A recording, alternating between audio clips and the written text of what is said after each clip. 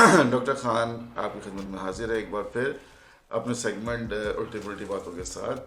अच्छा, ये सेगमेंट जो है काफ़ी आप पसंद करते हैं और इसमें हम कोशिश ये करते हैं कि जो रिवायती तरीके से, जो पुराने तरीके से जो इलाज चल रहे हैं बहुत ज़माना अरसे दराज से, तो ये तलाश करने की कोशिश करें कि ये जो इलाज हैं ये काबिल इस्तेमाल हैं नहीं हैं, और इनसे कोई फ़ायदा होता है या साइंटिफिक कोई रीज़न है या कोई साइंटिफिक एविडेंस है, प्रूफ है, सबूत है जिसकी बुनियाद पे आप इस्तेमाल कर सकें।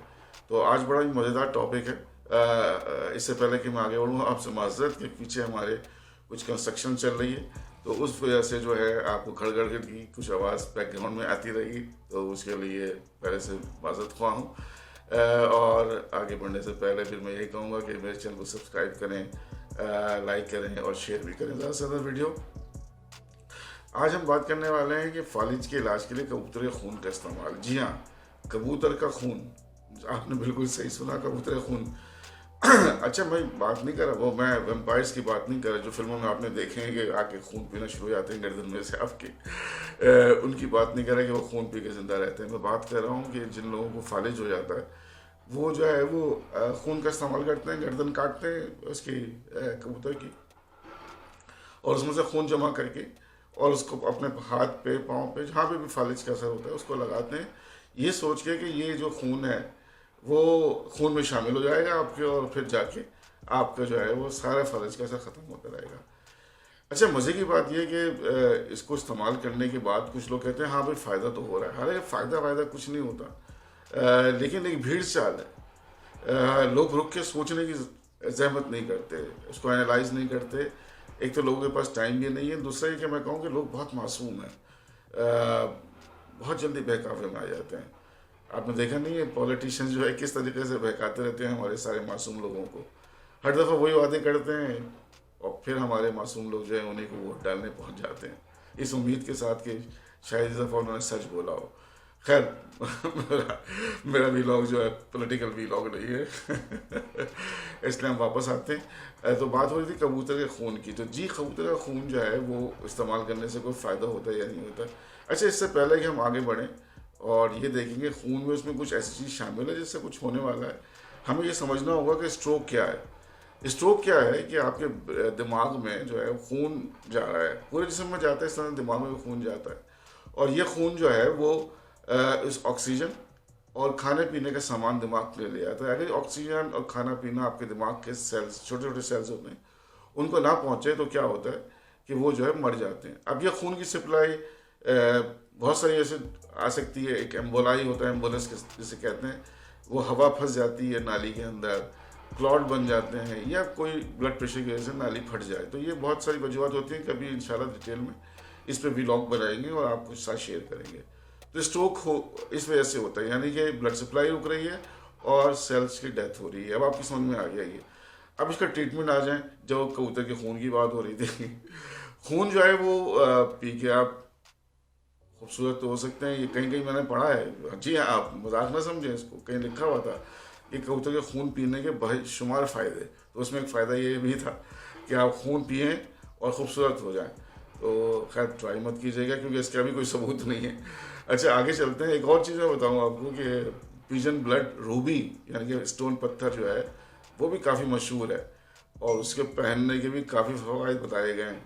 लेकिन भाई मुझे तो एक ही फ़ायदा लगता है कि अगर आप पहन लेंगे तो आपका हाथ खूबसूरत रहेगा, इसके अलावा तो मुझे कोई फ़ायदा नज़र आता नहीं है। खूबसूरत पत्थर है पिजन ब्लड रूबी जो है। अच्छा, तो हम वापस आते हैं कि क्या अब आपकी समझ में आ गया कि स्ट्रोक क्या है।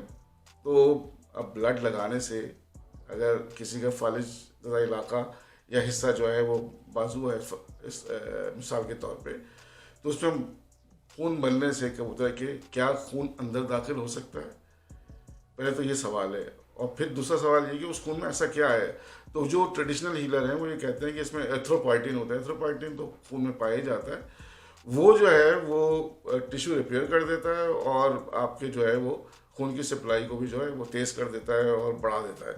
तो इसलिए जो दिमाग के सेल्स हैं वो दोबारा जिंदा होना चाहिए। ये एक थ्योरी जो है, चलें इस थ्योरी को मान लेते हैं कि जी ब्लड के अंदर बहुत ज़्यादा गुड और गोल्ड किस्म के जो है केमिकल्स हैं जो कि आपके फालिज के हिस्से को जो है फालिज ख़त्म कर देंगे।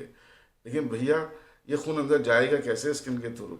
क्योंकि स्किन से कोई भी चीज़ ऑब्जॉर्व होने के लिए बेशुमार फैक्टर्स काम करते हैं, और जब तक ये पूरे फैक्टर्स जो है ना फुलफिल ना हो, इसीलिए इसी तरह से ड्रग्स बनाई जाती हैं, ये सब सोच के क्या क्या चीज़ें, जैसे कंसंट्रेशन, कि उसकी जो भी सोल्यूशन आप लगा रहे हैं उसकी कंसंट्रेशन कैसी है, उसका मॉलिक्यूलर वेट कैसा है, मॉलिक्यूल कैसा है उसका, फिर ड्यूरेशन ऑफ कॉन्टैक्ट, यानी कि कितने अरसे तक लगाना है उसको, सॉल्युबल है या नहीं है वो जो आप लगा रहे हैं, यानी कि एब्जॉर्ब होगा या नहीं होगा, स्किन की फिजिकल कंडीशन कैसी है, और वो हिस्सा स्किन का जहाँ आप ये लगा रहे हैं वहाँ पे बाल तो ज़्यादा नहीं है और मसले मसाइल तो नहीं है। तो बेशुमार चीज़ें हैं जिनको कंसिडर करना पड़ता है कोई भी ड्रग बनाने के लिए कि वो आसानी से स्किन से एब्जॉर्ब हो जाए। तो भैया ये खून कैसे एब्जॉर्ब होगा, ये तो समझने की बात है ना। और चले एब्जॉर्ब हो भी गया तो वहाँ ऊपर जाके दिमाग में मरे हुए सेल को ज़िंदा कैसे करेगा। सोचने की बातें हैं या नहीं है। तो जब सोचने की बातें हैं तो फिर मेरा ख्याल है कि आपको लोगों की कही सुनी बातों में नहीं आना चाहिए, एनालाइज करना चाहिए, पढ़ना चाहिए, या किसी से पूछ लेना चाहिए।